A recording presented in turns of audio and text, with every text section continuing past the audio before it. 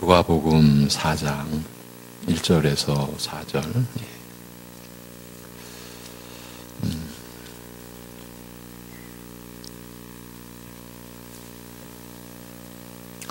누가복음 1장, 누가복음 4장, 죄송합니다. 1절에서 4절. 사람은 무엇으로 사는가? 사람은 무엇으로 사는가? 이 제목으로 말씀을 나누겠습니다. 같이 보시겠습니다. 합독을 하십니다. 예수께서 성령의 충만함을 입어 요단강에서 돌아오사 광야에서 40일 동안 성령에게 이끌리시며 마귀에게 시험을 받으시더라. 이 모든 날에 아무것도 잡수시지 아니하시니 날수가 다함에 줄이신지라. 마귀가 이르되 내가 만일 하나님의 아들이여든 이 돌들에게 명하여 떡이 되게 하라. 예수께서 대답하시되 기록된 바 사람이 떡으로만 살 것이 아니라 하였느니라. 아멘. 누가복음을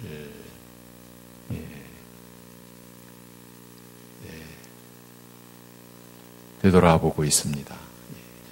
물론 다 볼 수는 없고요.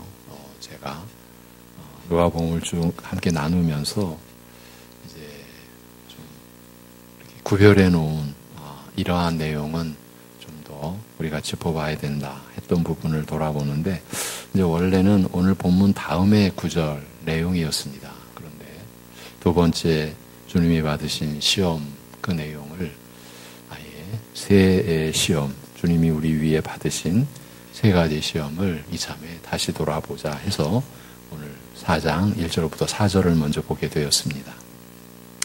세례 요한에게 세례를 받으신 후 예수님께서는 성령이 충만하신 가운데 요단강에서 돌이켜 성령으로 광야에 가서 계시면서 40일 동안 마귀에게 시험을 받으셨습니다. 우리가 지난 이 시간에 세례 요한이 베푼 그 물 세례가 가리키는 그리스도께서 베푸시는 성령의 세례에 대한 우리의 믿음의 내용에 있어서 가장 근본된 내용을 우리가 나눴었죠. 그 뒤에 이어지는 내용입니다. 예수님께서 세례를 받으시고 성령을 받으신 것이 자신의 죄 때문이 아니라 이스라엘을 위하여 이스라엘과 함께 받으신 것이라면 그 후 광야에서 40일간 시험을 받으신 것도 이스라엘을 위한 것이요, 이스라엘과 깊은 관계가 있는 것으로 보아야 할 것입니다. 이제 우리의 관점에서는 이 이스라엘을 위한 것이라는 것이 오늘날 교회를 위한 것이다, 교회에 속한 우리를 위한 것이다, 이렇게 이제 받게 됩니다. 이런 관점에서 본다면 예수님께서 광야에서 40일간 시험 받으신 것은 이스라엘이 홍해를 건너므로써 애굽에서 자유케 된 후 40년간 광야에서 시험을 받은 것과 관련이 있다고 볼 수 있습니다. 이스라엘은 이 기간 동안 혹독한 환경 속에서 자신의 죄된 모습과 철저히 직면하게 되었으며 자신의 죄악이 드러나고 징계와 심판을 받는 고통스러운 과정을 통하여 그들의 죄악된 모습이 제거되며 하나님을 경외하고 순종하는 모습으로 변화하는 은혜를 입게 되었습니다. 사실 출애굽 후 가나안 땅은 거리상으로 보면 보름길, 그 보름길을 40년으로 하나님께서 연장하신 것은 이런 뜻에서 이런 목적을 이루시기 위함이었던 것이죠. 그리고 어려운 상황에 처할 때마다 그들을 긍휼히 여겨 베푸시는 하나님의 은혜를 경험하면서 이 고통스러운 연단의 과정을 기쁨과 감사와 소망 가운데 감내할 수 있었습니다. 그러나 예수님께서 광야에서 받으신 시험은 이스라엘이 받은 시험과 밀접한 관련이 있으나 완전히 동일한 것은 아니었습니다. 예수님에게는 제거되어야 할 죄악된 성품이나 부패하고 타락한 모습이 전혀 없으셨기 때문입니다. 그러니까 예수님께서는 자신 때문에 이러한 시험을 받으셨다기보다는 이스라엘과 함께 그들을 위하여 받으신 것이죠. 지금 우리가 소위 공생애라고 예수님의 그 사역 기간을 말하지 않습니까? 대략 30년, 이제 목수의 아들이라는 이거 자연인으로 우리식으로 말하면 계시다가 이제 이 땅에 사람으로 오신 그 하나님의 뜻을 이제 이루시는, 결국은 그 길이 천국을 전파하고 그 천국을 이루시는 그 십자가의 길을 가시기 위함 아니었습니까? 그런데 그 공생애를 시작하는 시점이 세례 요한에게 세례를 받으시고 또 이 광야 40일 시험을 받으신 그 일입니다. 그래서 예수님께서는 자신 때문에 이러한 시험을 받으신 것이 아니라 이스라엘을 위하여 받으신 것이었습니다. 그는 친히 마귀의 시험을 받으셨으나 범죄하지 않고 오히려 이겨 승리함으로써 이제 우리로 하여금 예수님의 십자가 그 구속의 역사가 이제 이루어지고 난 이후에 신약교회 안에서 그리스도를 따르는 모든 이들, 우리로 하여금 죄악과의 싸움에서 이길 수 있는 길을 열어놓으셨던 것이죠. 시험에서 이길 수 있는 길을 열어놓으신 것입니다. 그리스도는 친히 마귀의 시험을 이기신 분으로서 연약한 우리를 도우시는 분이 되셨습니다. 그는 참 사람으로서 우리와 모든 면에서 똑같이 마귀로부터 시험을 당하셨으나 이를 이기심으로 그를 따르는 모든 신자의 또 본이 되어 주셨습니다. 이 모든 것이 이스라엘을 위하여, 교회를 위하여, 우리를 위한 것이죠. 죄악과의 싸움에서 그 죄와 사망과 사단의 권세 아래에서 영원한 저주 가운데 있어야 할 우리에게 이길 수 있는 길을 열어놓으시기 위하여 마귀의 시험을 친히 받으신 것입니다. 전적으로 우리를 위한 것이죠. 사실 40일간의 광야 시험은 예수님께서 앞으로 평생 동안, 그 남은 생애 동안 마귀의 시험을 받으시되 이를 이기시고 아버지의 뜻에 순종하실 그의 전 생애를 예시하는 것이었습니다. 미리 보여준 것이었다. 미리 나타낸 것이었다. 이렇게 우리가 볼 수 있습니다. 그는 우리를 위해서 순종의 삶을 사셨습니다. 오해하시면 안 되죠. 본래 아버지와 아들의 그 관계는 완전한 관계죠. 그 이야기는 그야말로 아들로서의 그 위치, 이게 참 어려운 얘기입니다. 예수님도 하나님이신데 결코 그 신성과 영광에 있어서 차별이 없는, 이것이 성삼위 하나님의 존재적 본질 아닙니까? 아버지, 아들, 그 영으로 계신 그 삼위의 하나님의 본체는 하나신데 각 위격에 있어서 그 신성과 능력은 동등하신, 더 이상은 우리가 말을 할 수가 없죠. 들어가면은 이제 하나님의 그 본질을 우리가 욕되게 하기 때문이죠. 그러한 가운데 아버지와 아들의 질서, 이것은 뭐 영원 전부터 영원까지 온전한 것이죠. 그러니까 아들로서의 그 순종, 이것은 본래 예수님의 속성이자 본질이셨습니다. 그런데 우리를 위해서 그 순종의 삶을 사셨다, 보여주셨다라는 거죠. 지금 시험을 이기셨다? 죄악에서 승리하셨다? 아니, 예수님 자체는 하나님이신 하나님의 아들 예수님 그 본질 자체가 승리요, 모든 것이 완벽하신 분입니다. 그런데 우리를 위해서 우리와 또 완벽히 똑같은 사람이 되셔서 그 승리의 길을, 그리고 본이 되는 길을 가신 것이죠. 우리로 하여금 대제사장이 되시는 그분이 우리와 똑같이 시험을 받으신 분이로되 죄가 없으시고, 그래서 우리를 온전히 체휼하시는, 요즘 번역으로는 동정이라고 되어 있는데 이런 번역은 지난 번역이 더 본문에 합당합니다. 체휼, 동정. 직접 다 체험하시고 다 아시고, 사실은요 체험하시지 않으셔도 다 아세요. 근데 우리를 위하여, 우리와 똑같이 시험을 받으신, 그래서 우리로 하여금 우리를 도우시는 분이다, 이러한 믿음의 확증을 주시기 위하여, 확신을 주시기 위하여, 그러한 확증을 위하여 시험을 받으신 것이죠. 그래서 그 히브리서에서 우리가 긍휼하심을 받고 때를 따라 도우시는 은혜를 우리가 늘 얻고 구하기 위해 은혜의 보좌 앞에 언제나 믿음의 확신을 가지고 담대함으로 나아갈 수 있다. 이것이 우리에게 계신 대제사장이다. 이러한 말씀을 기록해 놓았지 않았습니까? 그러니까 예수님은 우리를 위해서 순종의 삶을 사셨으며, 이를 통해서 마귀의 얽매이고 죄악에 깊이 물든 우리에게서 죄악된 모습을 제거하시고 거룩하게 변화하게 하는 은혜를 베푸시는 분이 되신 것입니다.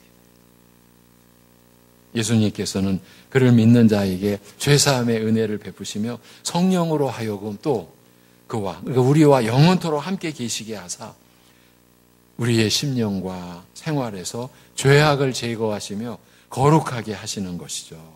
그러니까 신자의 생애는 죄악이 제거되고 거룩한 변화가 일어나는 생애가 허락된 거죠. 신자로서 우리가 이 땅을 살아가는 하나님이 우리에게 주신 이 하루하루의 의미가 이런 것이죠. 우리 안에도 죄악이 제거되고 더 거룩한 변화를 이루어가는 거죠. 그 거룩한 변화라고 하는 것은 여러분이 다 나름대로 나는 이런 변화의 목표가 있어, 이런 일이 일어날 수가 없는 거죠. 왜냐하면 거룩의 본질과 목표가 바로 우리 주 예수 그리스도이시니까. 이것이 교회가 하나 된, 여러분, 교회는 우리가 하나를 만들어가는 교회가 아니죠. 이미 성령께서 하나 되게 하신 것을 우리가 지켜가는 것이죠. 그럼 우리로서는 이렇게 말을 할 수 있어요. 우리가 교회에서 그 하나 된 것을 깨는 자리에는 있어서는 안 되는 거죠. 근데 우리가 얼마나 그러한 일을 많이 행하며 왔습니까? 겁도 없이, 정말 두려움 없이. 자, 오늘 본문은 예수님께서 마귀로부터 받으신 첫 번째 시험에 대하여 다음과 같이 말씀하고 있습니다. 40일을 광야에 계신 동안 전혀 먹지 않으신지라 40일이 지났을 때 심히 줄이셨습니다. 그리고 우리와 똑같은 육신을 입으사 우리와 마찬가지로 굶주림의 고통을 느끼시는 예수님을 마귀가 시험하였습니다. 내가 하나님의 아들이거든, 내가 하나님의 아들 아니냐 이미 알고 있는 거죠. 그런데 내가 하나님의 아들이라고 하거든 이 돌에 명하여 떡이 되게 하라. 너는 하나님의 아들 아니냐? 넌 하나님의 아들이니 너의 권세와 능력으로 양식을 마련하여 내 배고픔을 면하라는 뜻입니다. 지금 마귀의 시험의 핵심, 요지, 우리는 그 점을 주목해야 되는 거죠. 양식은 사람의 생명을 유지하기 위하여 반드시 필요한 것입니다. 따라서 양식을 내 능력으로 마련하라. 이게 무슨 뜻이겠습니까? 양식을 너 마련할 수 있는 능력이 있지 않느냐? 그냥 내 능력으로 마련하라라는 말은 내 스스로의 힘으로 내 생명의 근거와 수단을 마련하라라는 말이었습니다. 첫 번째 시험까지도 보자고 한 것은 바로 이 내용 때문이었습니다. 우리의 생명의 근거와 수단, 내 스스로의 힘으로 내 생명의 근거와 수단을 마련하라. 이것이 시험의 요지입니다. 내 자신을 의지하고, 그러니까 내 힘으로 살라라는 뜻입니다. 이것이 예수님이 우리를 위해서 광야에서 받으신, 마귀에게 받으신 첫 번째 시험의 내용입니다. 내 자신을 의지하고 내 힘으로 살라.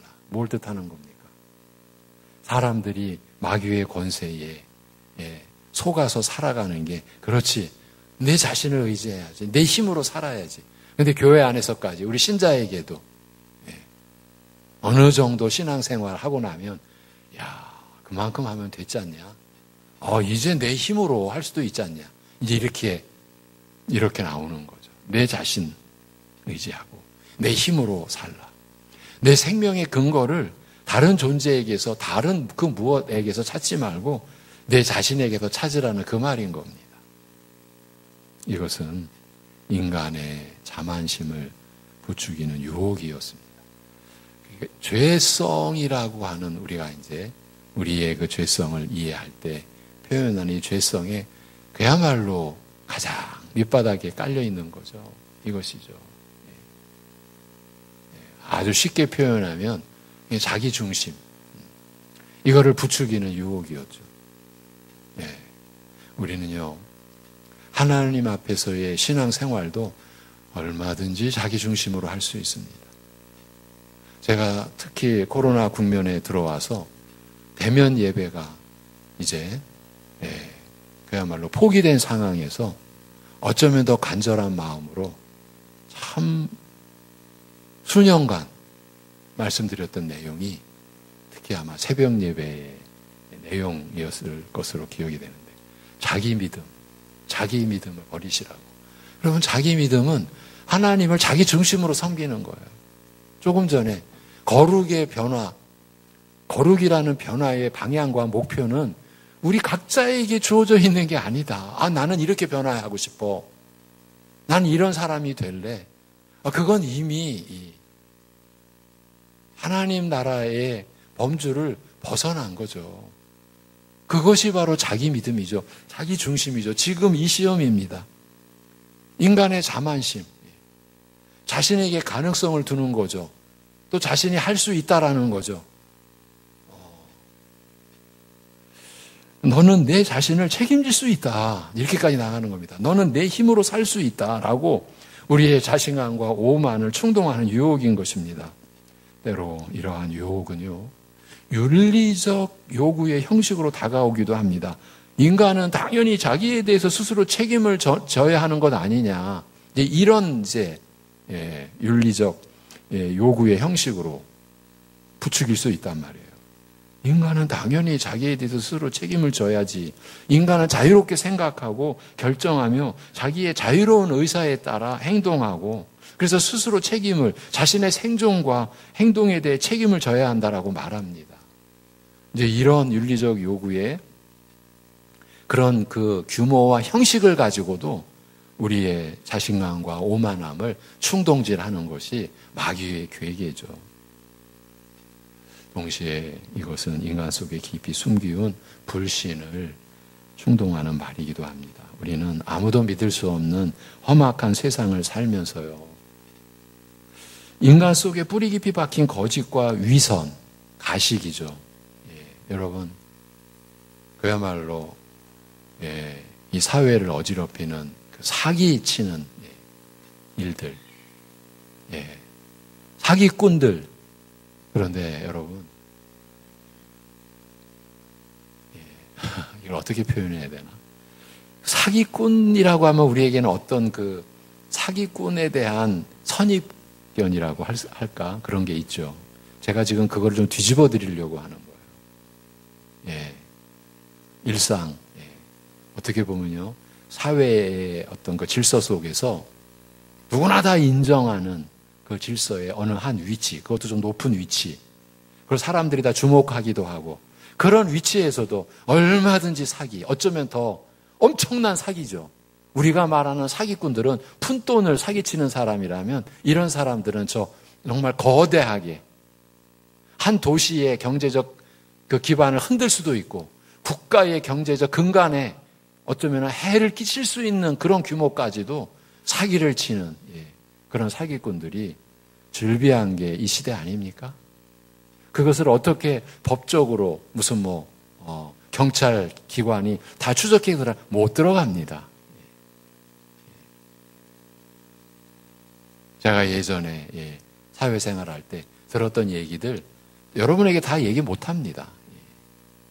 그거는 가상의 얘기가 아니라 실제 일어나고 있는 이 사회의 모습들. 그렇게 인간 속에 뿌리 깊이 박힌 거짓과 위선을 날마다 경험하면서 결국 세상에서 믿을 사람은 나밖에 없다고 생각하게 됩니다. 동료, 친구, 선배, 형제, 부모. 그뿐 아니죠. 부모도 해당된다고 제가 말씀을 드렸어요. 그뿐이 아니죠. 아내나 남편에게서, 남편이나 아내에게서 실망할 때마다, 배신감을 느낄 때마다 우리는 저도 모르는 사이에 이런 생각을 자기에게 되뇌이게 되는 거죠. 결국 나 자신에 대해 책임질 사람은 나밖에 없다. 어쨌든 내 힘으로 나를 의지하고 살 수밖에 없다라고 말하게 되는 것입니다. 우리 신자라고 예외이겠습니까? 저는 절대 그렇게 보지 않습니다. 인간은 결국 자기 자신을 위하여 자기 힘으로 살 수밖에 없다고 생각을 하게 되고 그 생각이 안타깝지만 점점 굳혀지는 그런 과정도 있을 수 있는 거고 신자도 그렇게 될 수 있다는 거죠. 그러니까 존재의 근거를 자기의 존재와 자기가 살아내는 그 삶의 근거를 이제 자기에게서만 찾으려 하는 거예요. 하나님이 참으로 너희더러 동산 모든 나무의 실과를 먹지 말라 하시더냐? 오늘 새벽의 예배에서도 대략 나눴던 그 내용이에요. 너희가 결코 죽지 아니하리라.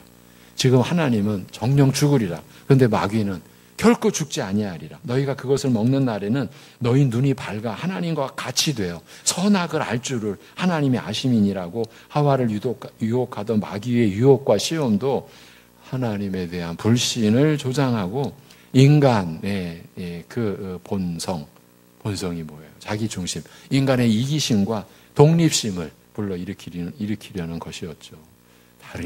다른 의도가 아니었죠. 오늘 우리가 내 존재의 근거, 내 생명의 근거를 다른 존재에게도 찾지 말고 내 자신에게도 찾으라. 이 마귀의 시험이 창초에 에덴 동산에서 먼저 하와가 마귀에게서 받은 그 시험의 내용이었어요. 인간의 오만한 자존심, 윤리적 책임의식. 네가 너 자신을 책임져야지. 그리고 뿌리 깊은 하나님에 대한 불신감을 충동하는 마귀의 시험에 대하여 예수님께서는 사람이 떡으로만 사는 것이 아니라는 이 성경 말씀으로 대답하셨습니다.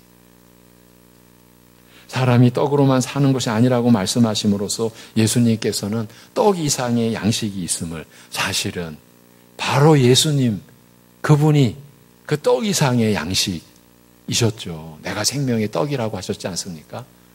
우리가 여러분이 잘 아시는 대로 예수님이 태어난 동네 이름이 베들레헴이 떡집 아닙니까? 그러니까 태어나시는 장소 이것이 바로 하나님의 섭리죠. 시간적 섭리와 공간적 섭리. 하나님께서 수천 년의 그 역사를 또 관통하시면서 이러한 시간과 공간의 섭리도 하나님은 이루어내시잖아요. 우리가 성경 말씀 통해서 확인하잖아요. 지금 떡 이상의 양식이 있음을, 우리의 진정한 생존 근거가 따로 있음을, 떡에 있지 않음을, 내가 그 떡을 얻었다고, 내가 얻어냈다라고 하는 자기 자신에게 생존 근거가 아닌 진정한 생존 근거가 따로 있음을 이렇게 밝히신 것이죠. 이 말씀은 신명기 8장 3절에 나오는 말씀입니다. 출애굽 후의 말씀이에요. 40년 그 광야의 혹독한 환경 속에서 이스라엘이 받았던 시험 속에서 나온 그 말씀이에요. 모세는 지난 40년 동안의 광야 생활을 돌이켜보면서 이 기간 중에 하나님께서는 우리의 마음속에 있는 것을 드러내요. 드러내신 게 뭐겠습니까? 우리의 죄와 비참이죠. 그거를 드러내어 그 실상을 보이시려고 우리를 괴롭게 하여 시험하셨다고 말씀합니다. 괴롭게 하시는 것이, 시험하시는 것이 목적이 아니었죠. 택하신 백성들의 그 심령 속에 숨겨진 것들을 드러내셔고자 했던 것이죠. 왜? 그들을 위해서. 하나님께서 그 백성을 시험하시되 우선 굶주림으로 괴로움을 겪게 하신 다음 지금까지 알지 못하던 만나를 주어 베풀어 주셔서 먹게 하셨다고 말씀합니다. 하나님께서 이처럼 이스라엘로 생존의 위협과 고통을 겪게 하신 다음에 여러분 생각해 보십시오. 수십만입니다. 아니 그 이상입니다. 거기에 가축들까지. 그런데 마실 물부터 해서 아무런 먹을 것이 없는 혹독한 환경이라고 하는 것이 그 정도의 환경이었습니다. 그런 가운데서 그야말로 순간순간 생존의 위협, 그로 인한 고통, 그 수많은 사람들이 다 겪는 그런 상황, 그런 가운데서 이제껏 경험하지 못한 은혜를 베풀어 죽음의 땅에서 생존하게 하신 그 이유에 대해 설명하기를 사람이 떡으로만 사는 것이 아니라 하나님의 입에서 나오는 것으로 산다라는 사실을 깨닫게 하려 하심이라고 말씀하신 거예요. 이것을 위하여 지금 신명기는 광야 40년을 돌아보는 시점에서 모세가 하나님의 율례, 그 계명의 내용을 다시 한번 설파하면서 이스라엘 백성들을 안위하고 또 격려하고 또 경계하는 내용이죠. 책망도 하고. 그때 그 죽음의 땅에서 그렇게 생존케 하신 이유는 다른 게 아니었다. 사람이 떡으로만 사는 것이 아니다. 하나님의 입에서 나오는 것으로 산다는 이 사실을 깨닫게 하려 하심이라고 한 거예요. 사람이 열심히 일하고 농사지어 얻은 쌀로 밥을 지어 먹고 살면서 또는 열심히 일하여 번 돈으로 양식을 구해서 먹고 살면서 사람들은 자신도 모르는 사이에 사람은 이렇게 사는구나. 이렇게 밥을 먹고 사는구나. 또는 내가 이렇게 열심히 일해서 그 보답으로, 그 대가로 이렇게 내가 먹고 사는구나 라고 생각을 하지 않습니까? 그래서 사람들은 생존의 근거가 양식에, 밥에, 그리고 자신의 능력에 있다라고 생각하는 거죠. 누가 나를 책임져? 여러분 들어보셨던 분들도 계실 거예요. 이게 전도하는 분들에게서 이런 경험이 있는 거예요. 전도하는데 교회만 나가면 다 책임져줘? 하나님이? 제가 이 얘기는 부천에 와서 내가 들었던, 아직도 잊혀지지 않죠. 연세 많으신 분인데. 누가 책임져? 교회 간다고. 다 내가 책임져야지. 안타깝죠. 이렇게 사람들은 생존의 근거가 자신이 노력해서 얻어낸 양식과 자신의 능력에 있다라고 생각을 하는 거예요. 이것이 있으면 나는 살 수 있다. 이렇게 생각을 합니다. 그러나 하나님께서는 바로 이러한 생각을 부수기 위해서, 우리를 위해서 부수셔야 했던 거죠. 또 이런 생각이 얼마나 어리석은가, 얼마나 무지한가를 일깨우기 위해서 이스라엘을 광야로 몰아 넣으셨던 것이에요. 광야는 땅은 있으나 농사가 불가능한 곳입니다. 사람의 힘으로는 도저히 양식을 마련할 수가 없는 곳입니다. 하나님께서는 이스라엘을 이런 곳으로 인도하셔서 사람이 자기 힘으로 자신의 생존을 지탱할 수 없다. 스스로 생명을 유지할 수단을 스스로 결코 마련할 수 없다. 이 사실을 깨닫게 하셨던 거예요. 이 세상 모든 사람들에게 이스라엘 40년 광야의 경험은 그 메시지를 전하는 거예요. 사람은 스스로 생명을 유지할 수단을 결코 마련 못한다. 사람은 자기 힘으로 자신의 생존을 지탱하는 게 아니다. 그렇게 될 수 없다. 이스라엘이 광야에서 만나로 생존하였다는 것은 사람의 생존 근거가 사람 자신에게 있지 아니하다는 확실한 증거였습니다. 그리고 하나님께서 친히 우리의 생존을 위한 양식을 베풀어 주심으로써 생명의 은혜는 하나님으로부터 오는 오직 생명 그 자체도, 그리고 생명을 유지해가는 그 능력, 그 모든 생명의 은혜는 하나님으로부터 오는 것이요. 또한 우리 생존의 근거와 그 근원이 더 깊은 곳에 있음을 암시하셨어요. 이 세상 그 어느 곳에도 있는 게 아니고요. 우리 안에도 있는 게 아니라는 거죠. 사실 엄밀히 말하자면 이 육적 양식 자체가 우리를 살리는 것이 아닙니다. 사실은. 산의 진미 영양식을 아무리 많이 먹어도 우리가 다 아는 대로 나이 늙으면 죽게 되며 또 시체에게 아무리 좋은 영양을 공급해도 죽은 시체가 살아 움직이는 법은 없습니다. 살아 움직일 수 없지 않습니까? 이런 사실들은 우리의 생명의 근거나 근원이 우리 자신에게나 우리가 먹는 음식에 있지 아니하다. 이것은 오직 은혜로 우리에게 베푸시는 하나님에게 있음을 말해주는 거죠. 생명의 근거나 근원이 오직 은혜로 우리에게 베푸시는 하나님에게 있음을 말해주는 겁니다. 우리 육적인 생명도 이러하다면 하물며 영적 생명이야 말할 필요조차 없을 것입니다.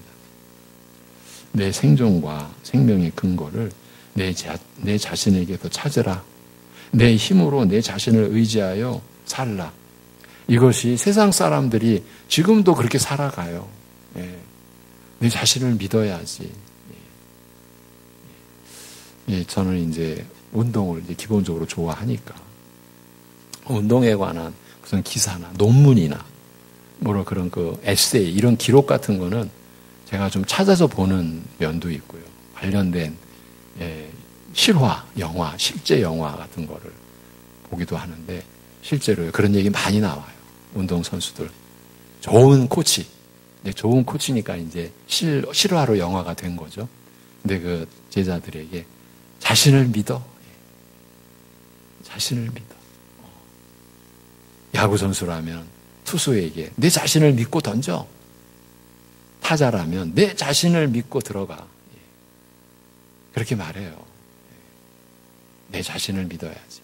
이게 운동의 분야만이 아니에요. 다른 분야에서도요. 사람들에게는. 그러니까 그 영화라고 하는 건 사람들이 살아가는 문화를 다 품고 반영하는 거잖아요. 네, 여러분도 저보다 좀 더 많이 들으셨겠죠. 자신을 믿어야지. 너 자신을 믿어.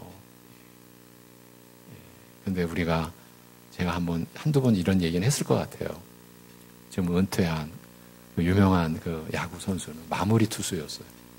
유명한 마무리 투수는요, 우리는 모르는 일이죠. 지금 시합이 진행되는 중에 나온답니다. 마무리 투수는 그 나오게 될지 안 나오게 될지는 그날 경기에 따라서 이제 야구를 모르시는 분한테는 죄송한데 그냥 대략만 들으십시오.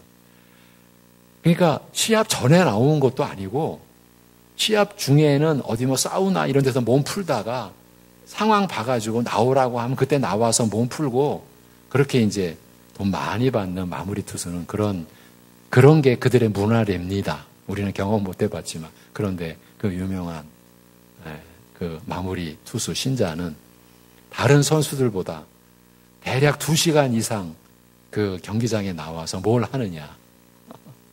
성경 말씀 읽고. 이건 유명한 일화예요.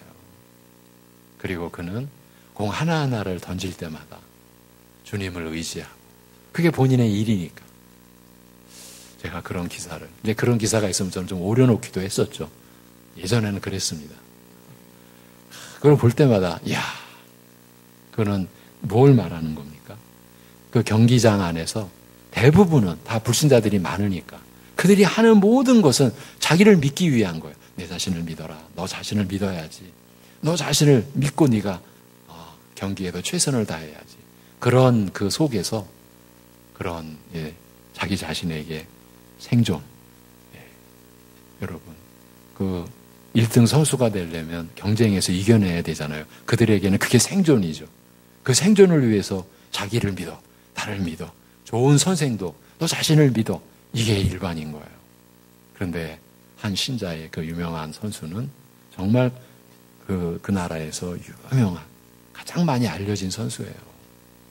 그는 그렇게 신자로서 거의 그의 그 선수 생활 내내 꼭 한두 시간이 아니에요. 2시간 이전 나와가지고 하나님의 말씀을 혼자서 말씀을 읽고 기도하고 시합에 나가서도 공 하나하나를 던질 때마다 기도하면서. 여러분, 그게 신자의 삶이죠. 지금 마무리하겠습니다. 내 생존과 생명의 근거를 내 자신에게서 찾아. 내 힘으로 내 자신을 의지하면서 살아. 이게 마귀의 시험이자 그 마귀의 권세 아래에 있는 이 세상 거의 모든 사람들의 중심인 거예요. 그렇지, 내가 나를 책임져야지. 내 생존의 근거는 나에게 있지. 내 생명도 나에게 있지. 이런 시험을 마귀를 통해 받으시고, 그러나 예수님께서는 이스라엘이 겪은 옛 역사를 들어 말씀하시기를 사람이 떡으로만 사는 것이 아니라고 하셨습니다. 사람의 생명의 근거는 떡이나 사람의 능력에 있지 아니하고 오직 살아계시며 모든 것을 그 뜻대로 역사하시는 하나님께 있다고 말씀하셨습니다.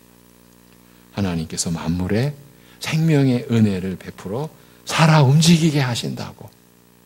지금 만물이 보존되고 있는 것, 만물이 그 만물의 특성대로 생명의 은혜를 입고 지금 존재하는 것도 하나님께서 그 은혜를 베풀어 살아 움직이게 하신다고. 하물며 유일한 하나님의 형상이 사람이야 더 말할 나위가 있겠습니까? 하나님께서 생명의 은혜를 베풀어 살아 움직이게 하시는 것이죠. 그래서 아마 작년 후반부부터 이런 강조를 많이 드렸던 것으로 기억이 나요.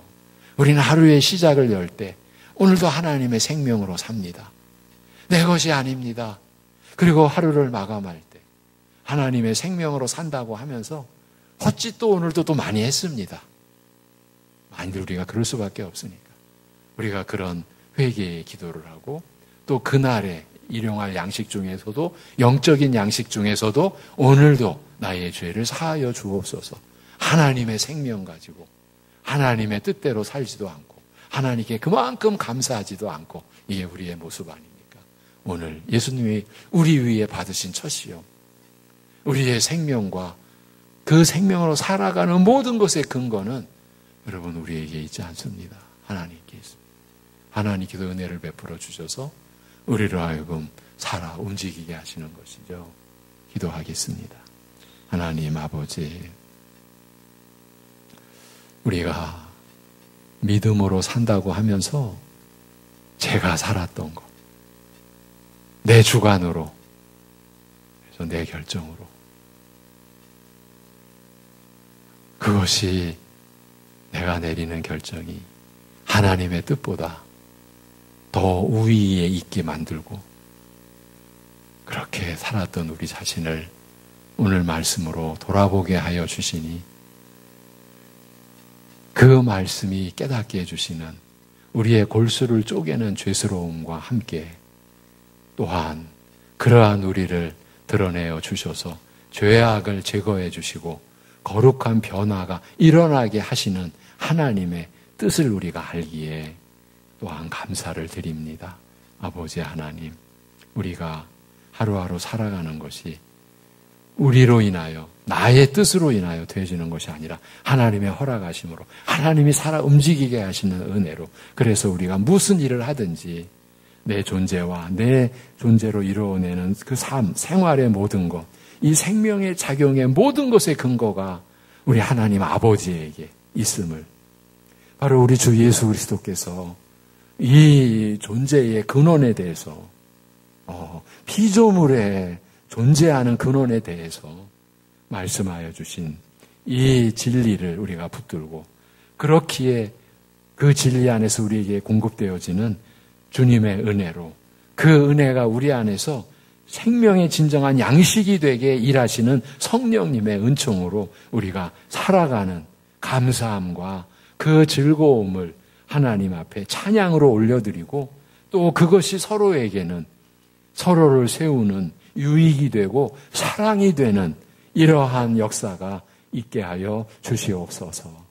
병상의 우리 가족들, 어려운 처지에 있는 가족들에게 오늘도 하나님께서 베풀어 주신 함께 하시는 은혜, 길을 열어주시는 은혜, 회복해 하시는 은혜 베풀어 주신 것 또한 감사드리오며 우리 주 예수 그리스도의 이름으로 기도하옵나이다. 아멘.